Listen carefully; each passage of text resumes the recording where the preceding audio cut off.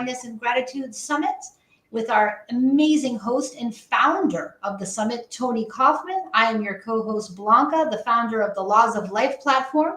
And our guest today is Shira Raymond. Shira is a leader in the life transformation field for women who are ready to begin their personal journey to empowerment. And her coaching encompasses all three aspects of emotional, physical, and spiritual. Welcome, Shira. How are you today?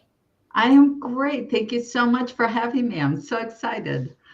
So I need to let everybody know. Thank you, Shira, and thank you, Blanca. For this is so exciting, guys. This is our Facebook Live promotional series that happens before the event. The event is starting on Father's Day, June the 19th. All of the actual talks and all the fun stuff is going to happen during that week.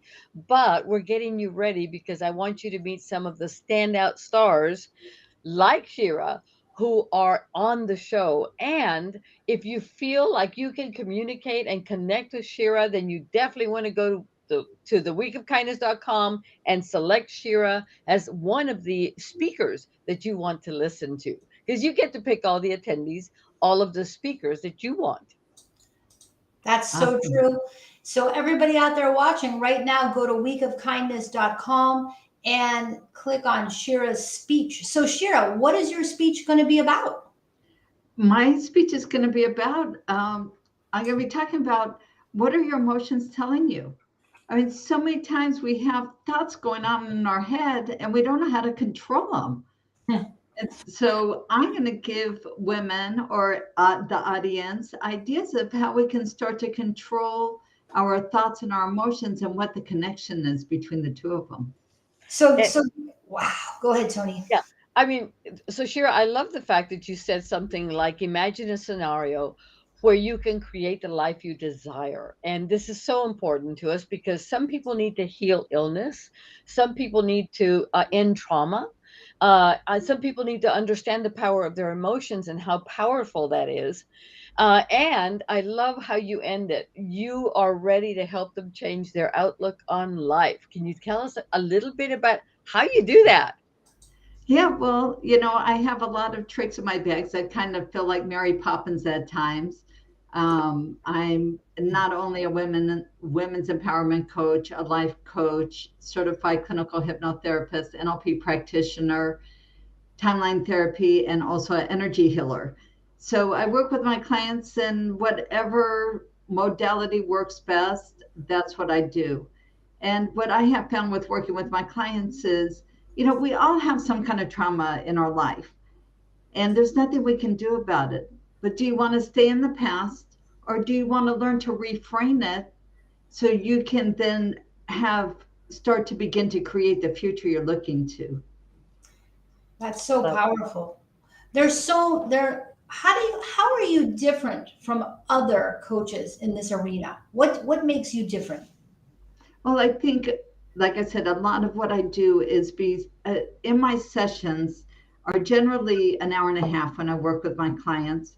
And we spend probably half of that doing coaching, talk about what's going on, where they're getting stuck. And then I'll work on subconscious stuff, whether it be through hypnotherapy or NLP, or we do some energy healing to get those emotions that are trapped in our body released so they don't cause disease later on in life. And That so is that's how I get the mind, body, and spiritual part aspect of And in the you know, coaching. it's funny, Cher, because as I've grown older, I've come to realize the power of all those negative emotions and what we've gone through. You can't harbor them. You can't keep. You have to practice forgiveness, guys. So if you don't learn anything else today, please understand how important it is for you to. My mom used to say, "Shake them off." Shake them off. Don't let it eat you up because inside it will cause some bad stuff if you hold on to those negative emotions. Absolutely. so true. So what's your number one tip? Because I know, speaking from personal experience, that I have so many thoughts flooding to my mind all the time. So, could you give us maybe one tip on how to control the thoughts and how to infuse positive energy into the day? Absolutely.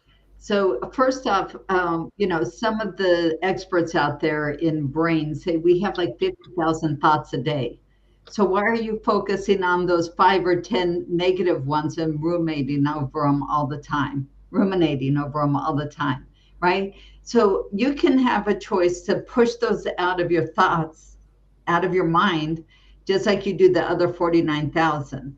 But one of the tips that I give my clients to do is start a gratitude list. And I always tell them, try to start out with 50 things. And they're like, what, 50? I can't do 50. But I said, you know what? You got eyes to see, hands to touch, a mouth to chew. Like, start with the basic stuff that we take for granted. And when you find yourself thinking about those negative things, switch to gratitude. And at the beginning, you may only do it 2 or 3 times a week. And don't beat yourself up. It's like any other muscle. You have to build it up. And you'll find that all of a sudden you're doing that 2 or 3 times a day. And then the more that we do it, we know what we think about grows. So when we start switching to more positive thought processes, then that becomes the majority of our thoughts. I love it. That is so powerful. So powerful. Yeah. So important to remember. So, do you have a particular gratitude form or tool that you like to utilize? Do you recommend we write down what we're grateful for? How do you go about that? So, for me, I've used this to really switch and change my life. So depending on what people, if you're techie, I say put it in your phone because we always have our phones with us. And then that way, when you find yourself in the negative headspace, you can pull up your list and just start reading it, all the things that you're grateful for. And then if you're not techie, pull it out on a piece of paper and stick it in your purse or your back pocket or wherever you need to have it so you have it with you at all times. So I love it. I love it. So, Shira, I really like what the messages you're bringing out. How long have you been doing this, and how do you feel like it's changed your life? Because how did you find out how to do this first of all, and then we'll go from there. okay, awesome. Great question. Thank you. I've been doing this for about 10 years. And I actually went back to school about 10 years ago. And really, what changed my life was one of my clients that I had who really opened my eyes up to this whole idea of energy and vibration. And then, post my degree, I just did a lot of additional learning on my own, from people like Dr. Uh, Joe Braden, sorry, I'm mixing up names. Um, Dispenza and Greg Okay. Braden and all these great people. And I started applying these things in my own life. And as I did this, and it took a couple of years, and so this isn't a instant gratification. You're going to be able to do this in a week. So really be patient with yourself. But I found that the more that I did it, I raised my own vibration, and it really changed my life. Uh, sad or happy to say, I left a marriage at 24 years because he didn't want to grow. He didn't want to hear about this stuff. And I knew that if I stayed in the marriage any longer, it would have pulled me down. And so I was like, okay, you know what? I'm not living in fear anymore. I'm moving out on my own now. And I really feel so empowered about making this choice. And I moved halfway around the world. So, I really started my whole life over. I love it. I absolutely love it. And it's so funny, but people think that once they're married, once they find that perfect person, that's kind of like the end all be all. And you hit it right on the nail because it's a growth process.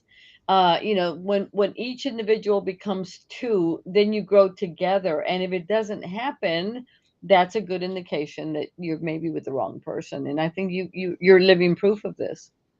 Right, right. And you know what?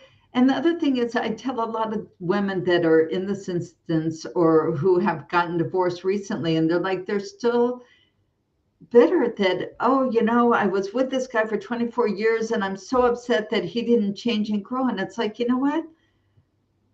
I made a choice and I can't be upset with him for his choices of not growing and not moving on. And I Right. bless him and I wish him well. You know, he was a good guy. We just, moved in our paths a different way. But you know what? Why should I blame him? He didn't have a gun to my head. I chose to stay. I, guys, this is the wonderful type of people that we attract to the week of kindness and gratitude, and I absolutely adore you, Shira. Thank you. So I know, and you're in Israel right now, so you I are across halfway across around the world.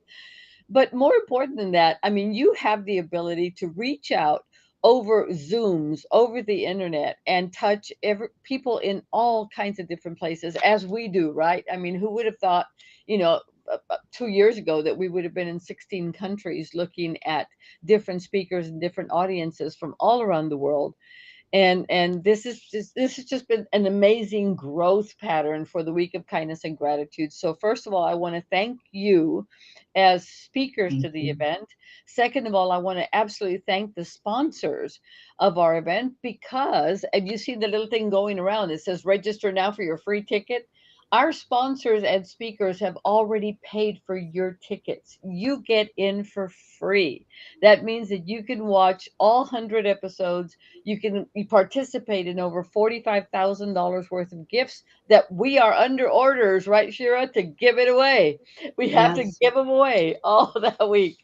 So go to the Facebook. It's a Week of Kindness attendee engagement page. All you got to do is search for attendee engagement. I think we're the only ones that say that on our name. But and then that's where you like and you share that as you're sharing this talk with your friends, your family, your community, your tribe, your loved ones. This is how we move the needle on your hopes, your dreams, and your aspirations, just like Shira did. So That's Shira, we've got okay. So this is the week of kindness and gratitude. I always try to end up with a great story about wonderful men in our lives, whether it was grandpa or daddy or your husband, and maybe one story of how you did on what you did on Father's Day, wasn't it? Well, actually, I did nothing because my father passed away in 1982, and I'm not married anymore. So actually, it was a Jewish holiday here, a very important holiday for us. So that's what I spent the day yesterday with friends and family and in prayer, and just Love it it. was very lovely connecting to Source. I love that. And yes, I do it every morning, including I ask the angels to come on, help me out every day. I can tell you a great story about that I heard Okay, yesterday, if you let's do like. it. Do it. Okay, so there was this young woman who was, this happened a few years ago. It's a true story. She was walking down a path, not a path, an alleyway, and there were some guys walking down, and she didn't feel comfortable at all.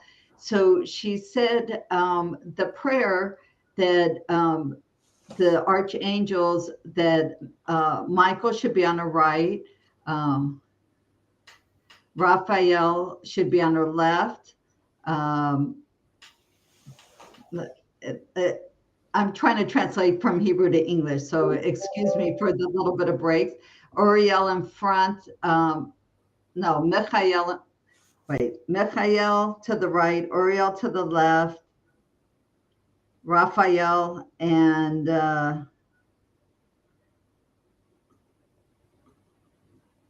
Michael, and then God over her head, right? So these guys went down the street, and she was safe. They left her alone, and then a few minutes later, they came upon some other people. So they kind of jumped those other people, and the police caught them and said to them, like, there was a single lady. Why didn't you touch her? And he said, "Are you kidding? Didn't you see those two bodyguards on either side of her?" So, like, the power of our prayers, right? She put I all love it. these guardian angels all around her, and they saw that or felt the power of them protecting her. I love it. Great story. Great way to end. Blanca, any last words? We've got a couple of seconds left. Well, in 20 seconds or less, Shira, what is your number one law of kindness and gratitude? Just really say to others, think good thoughts of other people, send them blessings. even if you're upset with them, because the things that come back to you are just amazing. The brachas, the blessings that you see. I've seen it in my own life. You know, when you have that negative thought of somebody, turn it around, bless and release, and then more blessings will come to you. Well, that All is a right. beautiful law of kindness. And everybody be sure to register at theweekofkindness.com. Go to the speaker selection and register for Shira Raymond's speech. I'm sure it's going to be extraordinary.